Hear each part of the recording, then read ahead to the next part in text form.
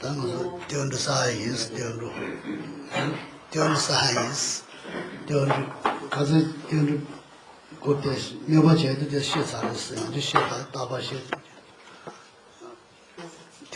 Never said the shit are the night changes. Donc à présent, nous allons accumuler la récitation des refuges. Donc comme Michel a donné toutes les explications sur les visualisations hier, donc il n'y aura pas jusqu'à présent. Ada Komandi, Ada Sanja Tanjik, Sanja Komato Gobindo, Dei Chedani Suzuki, Java Jambada, Anasena Sayana, Ada Diriki, Samaji. Donc, il est important que nous développions pour cette pratique, donc, comme d'habitude, une bonne motivation, en songeant que nous allons faire cette pratique pour pouvoir obtenir l'état de Bouddha afin d'accomplir le bien de tous les êtres. Or, pour pouvoir parvenir à cette perfection de l'état de Bouddha, il est indispensable de s'appliquer à des accumulations de mérite, à des pratiques de purification de nos négativités, et c'est notamment ce qui nous permet cette accumulation des refuges.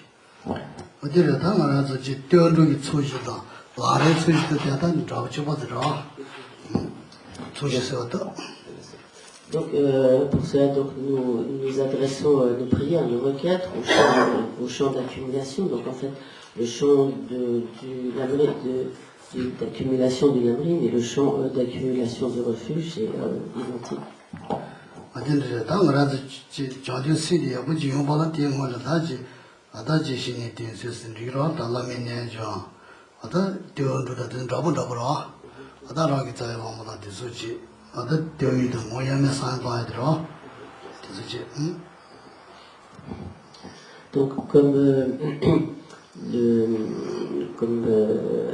Donc, Geshe nous l'explique souvent donc, dans les enseignements sur le lamrim, sur les voies progressives.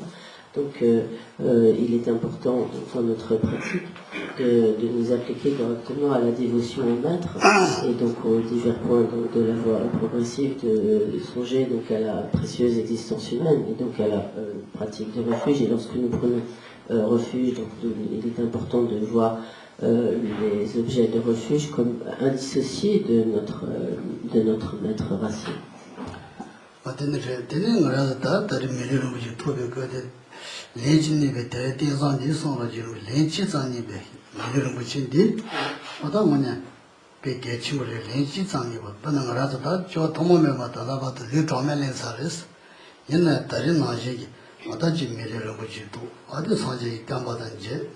Ada Geshe Danji, Habodan Jangala Musonga Tembe, Ada Seji Ashitaba, Ada Tena Jibut, Shadani Kumbura, Shadani Kumburis, Taritibi Shivijni Varis. Il est important donc, de songer au fait que nous avons à présent obtenu cette précieuse existence humaine qui est donc très rare, difficile à obtenir, et comme donc il est dit notamment donc, dans l'énoncé de texte de l'enseignement de Jetson Kappa, elle est très rare, difficile à obtenir, et nous l'avons obtenue comme pour cette fois seulement. Ce qui est souligné par cela, c'est que nous avons eu un nombre incalculable de naissances dans le passé, et au vu de toutes ces naissances innombrables, est tout à fait exceptionnel d'obtenir une telle précieuse renaissance humaine. Donc à présent, nous avons obtenu une telle renaissance et nous avons donc, sur la base de cette existence humaine, nous avons rencontré les enseignements du Bouddha, et en particulier, donc, nous avons accès aux enseignements du grand véhicule, nous avons pu établir un lien donc, avec un maître, et nous avons en outre accès aux précieux enseignements de Jetson Kappa. Donc de réunir toutes ces conditions est quelque chose de tout à fait exceptionnel, et c'est en fait la situation très particulière et très précieuse dans laquelle nous nous trouvons à présent.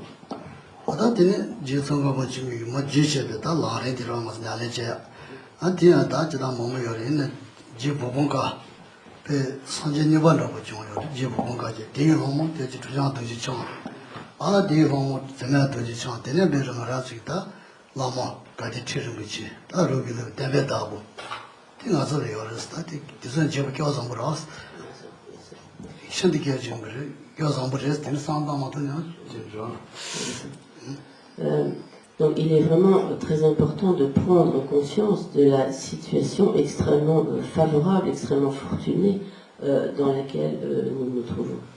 Donc, souvent dans le cadre donc, des enseignements du Lamrim, de la voie progressive, on évoque donc généralement tous les maîtres de la lignée de transmission, et donc même sans rentrer dans tous ces détails. Donc, nous avons actuellement accès aux enseignements grâce donc à tous ces enseignements transmis au travers de toute cette lignée de transmission, et donc en particulier il est un des grands, depuis le grand maître Jetsongkhapa, donc un des grands dépositaires donc, de ces enseignements du Lamrim, et qui a donné donc, des enseignements très précieux, c'est comme dit par Bongka Rinpoche, et donc un de ses principaux disciples, Kaché Tridjan Rinpoche, qui lui-même donc a transmis donc de nombreux enseignements de cette ligne Zemer Rinpoche et Tissou Rinpoche, qui est lui-même donc disciple de Zemer Rinpoche. Donc ainsi, nous avons accès à tous ces enseignements à travers cette lignée de transmission extrêmement précieuse. Donc cela vraiment nous place dans une situation exceptionnellement favorable.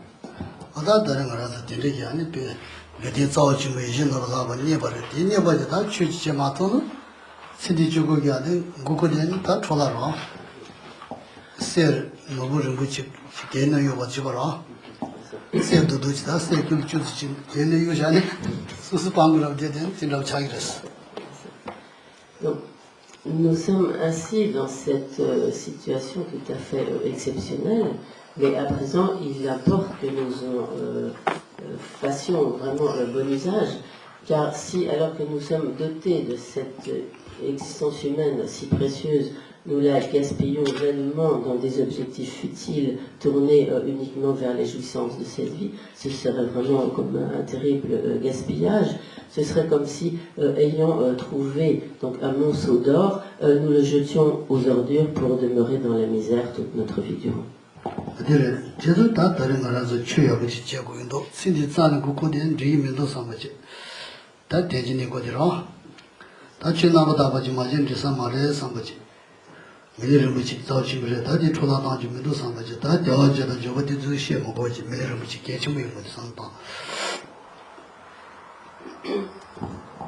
Donc, par conséquent, nous devons être déterminés à faire bon usage de cette précieuse existence humaine. Donc, Michel ne va pas à présent détailler les 8 libertés et les qualités de cette précieuse existence humaine, mais nous devons être vraiment conscients de sa grande valeur, de toutes ses qualités, et être vraiment déterminés à en faire bon usage en l'employant à la pratique du Dharma.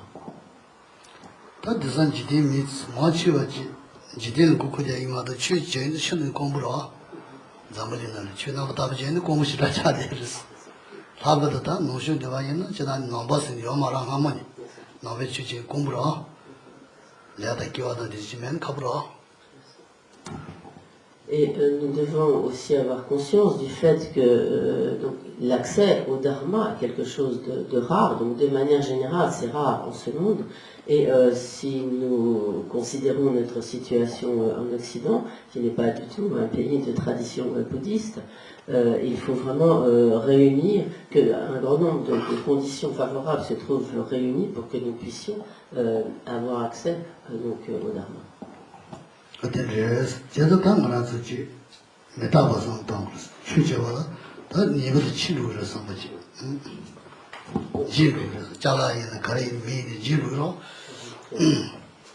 Donc lorsque nous prenons conscience de cette précieuse existence humaine, et de sa rareté, de sa grande valeur, de toutes ses qualités, de sa rareté, de sa grande valeur, il est important aussi de méditer sur le fait qu'elle est impermanente, donc nous ne pourrons pas la garder indéfiniment, mais que tôt ou tard, nous devrons la laisser derrière nous, de même que toutes nos possessions, tout ce qui rentre dans cette vie.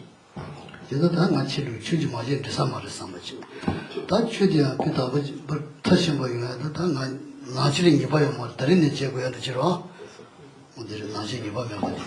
Donc, le fait de méditer sur notre impermanence, sur le fait que nous mourrons et qu'il est certain que nous mourrons, cela nous amène nous exhorte, nous pousse à vouloir pratiquer le dharma. Et en outre, lorsque nous méditons sur le fait que le moment de notre mort est tout à fait incertain et que nous, en fait, nous pouvons mourir à tout moment, donc cela va vraiment nous pousser à nous appliquer à la pratique d'un pur dharma sans plus attendre, à ne plus toujours remettre à plus tard notre pratique du dharma et à nous y mettre immédiatement.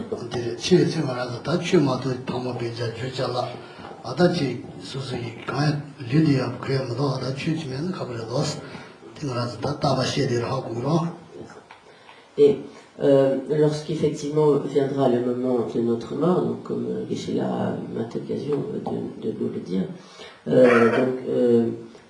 nous devrons laisser toutes nos possessions, nous devrons les laisser derrière nous, tous nos proches, nous devrons aussi les laisser derrière nous, et même ce corps auquel nous sommes très attachés, nous devrons aussi le laisser derrière nous.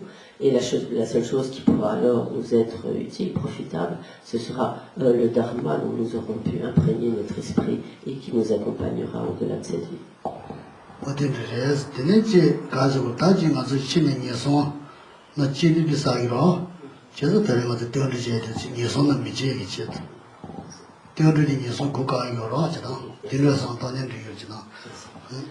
Et lorsque cette vie prendra fin, donc nous devrons renaître. Et si nous devions renaître dans un état d'existence infortuné, alors bien sûr ce serait pour nous tout à fait dramatique.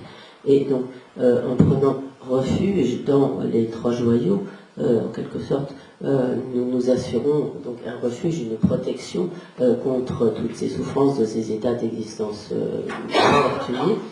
C'est comme donc par la pratique de refuge, en quelque sorte, nous fermons la porte à toutes ces renaissances infortunées.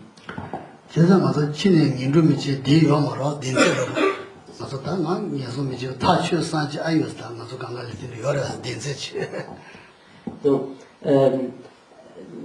si nous sommes réalistes, nous nous rendons compte que nous ne pouvons pas avoir une totale assurance de ne pas renaître dans les états d'existence inférieure. Qui d'entre nous pourrait affirmer en toute certitude qu'il ou elle ne va pas renaître dans un état d'existence inférieure?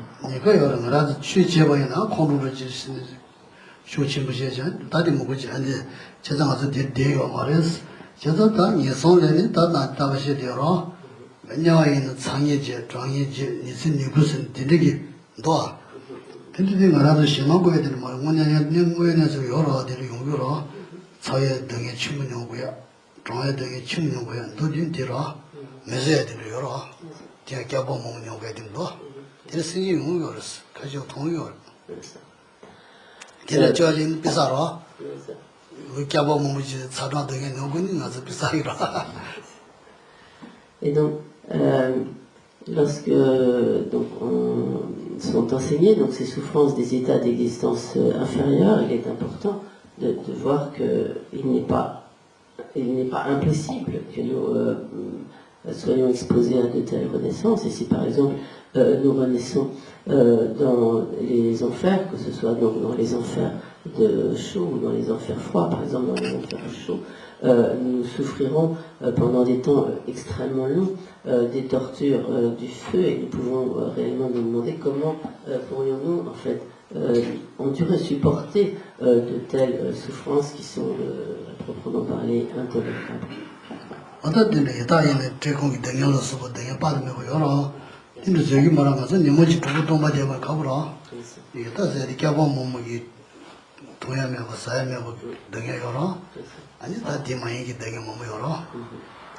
Et si nous renaissons comme un Kreta, comme les esprits, de ces esprits faméliques, alors nous serions en but pendant des temps également extrêmement longs aux tortures de la faim et de la soif, et donc faisant l'expérience de souffrances extrêmement difficiles à endurer.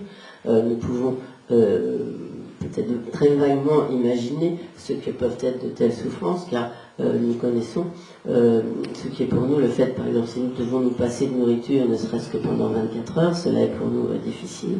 Donc si nous pouvons, à partir de là, imaginer ce que peuvent être les souffrances de ces prétas qui doivent demeurer pendant des temps extrêmement longs, sans trouver ni nourriture ni boisson.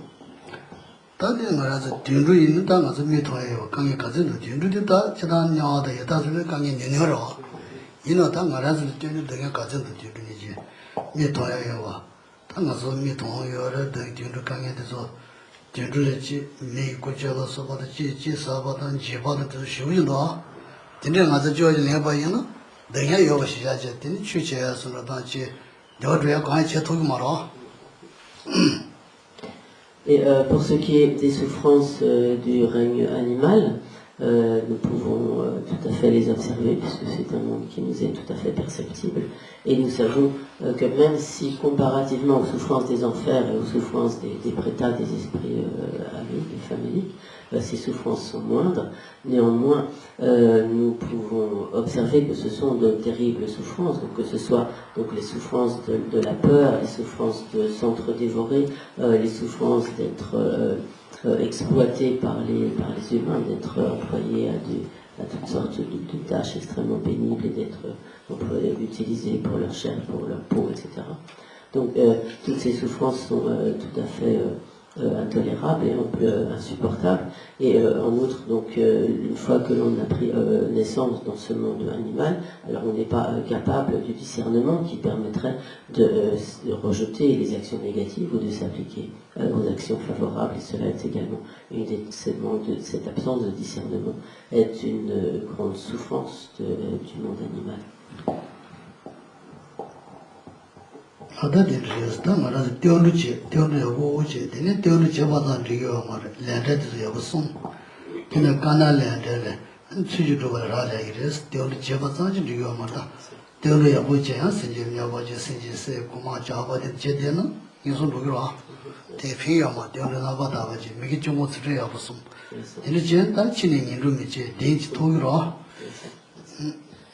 Et donc, pour pouvoir être protégé à l'abri de toutes ces souffrances des renaissances inférieures, il est indispensable donc de prendre refuge, si nous prenons refuge donc dans les trois joyaux, nous pouvons être protégés donc de toutes ces renaissances, mais cela seul ne suffit pas. Il est indispensable aussi d'associer à cette pratique de refuge une juste observance de la loi de cause à effet des actions, de la loi du karma, à savoir donc nous abstenir des actions négatives, telles que donc, tuer, voler, s'adonner à des inconduites sexuelles, etc., donc des actions négatives du corps, de la parole et de l'esprit, et de nous appliquer donc, à la pratique des actions favorables. Car il est certain que si nous adonnons sans aucune retenue aux actions négatives, le simple fait de prendre refuge ne pourra pas, à cela seul, nous préserver des états de renaissance forte.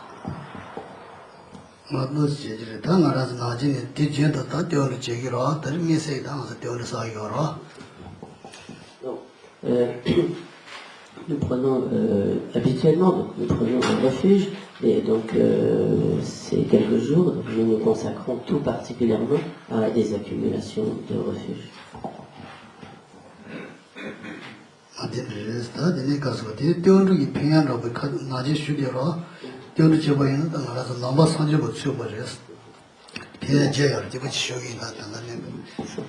Et le fait donc de prendre refuge comporte de nombreux bienfaits, de nombreux bénéfices, et donc on distingue globalement donc 8 bienfaits qui découlent de la pratique du refuge. Le premier de ces 8 bienfaits, c'est le fait que prendre refuge nous permet d'entrer en quelque sorte au rang des bouddhistes.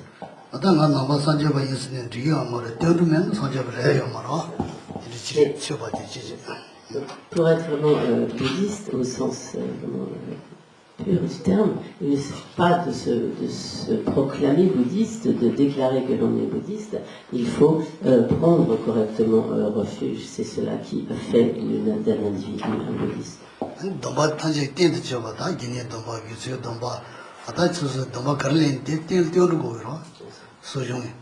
티지소저 동바진 가린 띄우면 돼요. 대고 피해지르스. Le deuxième bienfait de la pratique de refuge, c'est que donc, le refuge, prendre refuge constitue comme la base ou le support de tous les autres vœux. En effet, c'est sur la base de la prise de refuge que peuvent être établis, par exemple, les vœux de Pasaka, les vœux de moine novice, les vœux de moine pleinement ordonné, même les vœux de Mayana ou Pasada, etc. Donc, de prendre refuge est vraiment le support comme la base sur laquelle s'établissent toutes les autres formes de vœux. 아니 저만은 다리스 바드 사샤베 레드스 단로이르스 레 저바드 세번지로 말했어. Et donc également le troisième bienfait, c'est que par la pratique du refuge, les actions négatives que nous avons accumulées dans le passé, non seulement le passé de cette vie, mais de toutes nos vies antérieures, tous ces karmas négatifs se trouveront purifiés. 이 시바디 세나 자지모 달라도 소바스 아다 세나 자지 달라서 세나 침부 차기레스 세나 침부 찬데니 다 냐가다 타제 땡가 로여서 여러 산제. Le quatrième bienfait est que grâce à cette pratique de refuge, donc, nous accumulons aisément de vastes mérites. Et donc, comme Geshe-la l'a énoncé notamment hier, lorsque nous avons une grande quantité de mérites, alors nous pouvons aisément accomplir tous nos desseins. Et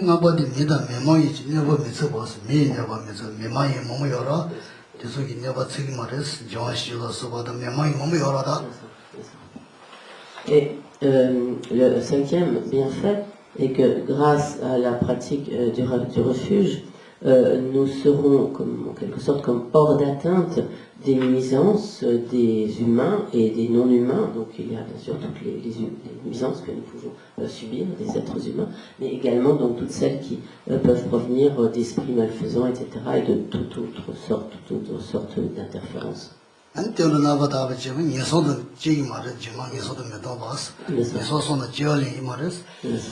Et donc, en outre, si nous prenons donc refuge correctement, d'une manière parfaitement pure, alors nous ne renaîtrons pas dans les états d'existence inférieure.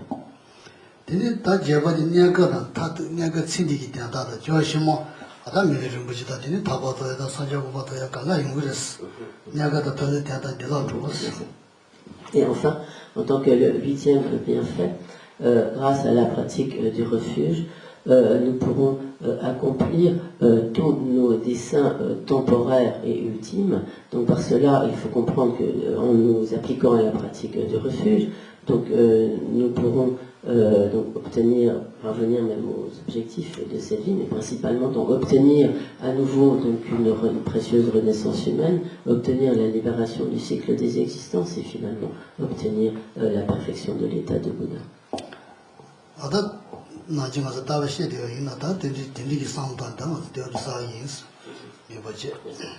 Donc Geshe-la a eu déjà en maintes occasions, a eu déjà maintes fois l'occasion d'énoncer ces divers points, donc, mais il est important que lorsque nous les appliquons ainsi à ces récitations de refuge, nous ayons tous ces points présents à l'esprit. Pardon.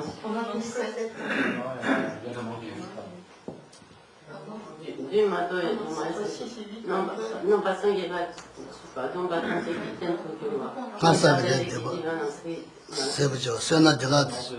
alors, je reprends. Non.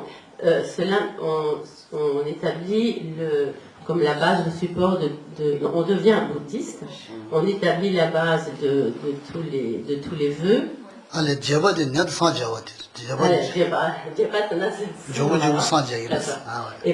et donc, en fait, c'est le huitième que Geshe-la n'a pas énoncé, qui est que, voilà, et donc, en fait, qu'on obtiendra rapidement l'état de Bouddha.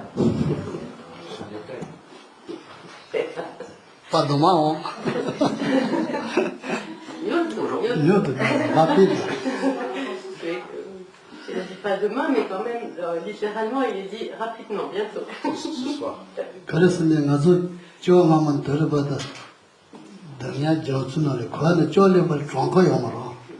Tsāngzā ngā tā jēbu jē yā rā, tsāngzā jēmu jē yā rā, jēbu jē nā tsē mō mō nyā tā dē yā rā, jēmu jē nā tā, ātā dē rī kī mō nyā tā dē yā rā, pāngu jē nī dē yā rā, nyē sō nā jē yā rā, chōngkā mē wā, chōngmē jī. Kī tā tā tsē rā kā jē tā tā rā, yō rā, nī mā chī nā yō rā rā. Donc, lorsqu'il est dit ainsi, comme, rapidement, nous devons prendre en compte le fait que nous avons eu dans le passé des naissances en nombre incommensurable, et tout au long de ces naissances, nous sommes passés par toutes sortes d'états, parfois nous avons de situations, donc dans le cycle des existences, parfois nous avons été au plus bas, dans des conditions d'existence extrêmement pénibles. Parfois, nous avons été comme au plus haut, un roi, un empereur avec tout un harem, etc. Nous avons eu donc des jouissances incommensurables et pour ensuite nous retrouver comme le plus pauvre des mendiants, etc. Donc nous avons ainsi... nous sommes passés par des situations extrêmes, toutes sortes de conditions dans le cycle des existences au cours de vies innombrables. En comparaison donc, de tout cela, même s'il nous faut quelques vies pour obtenir l'état de Bouddha, donc en comparaison, cela demeure un temps extrêmement court.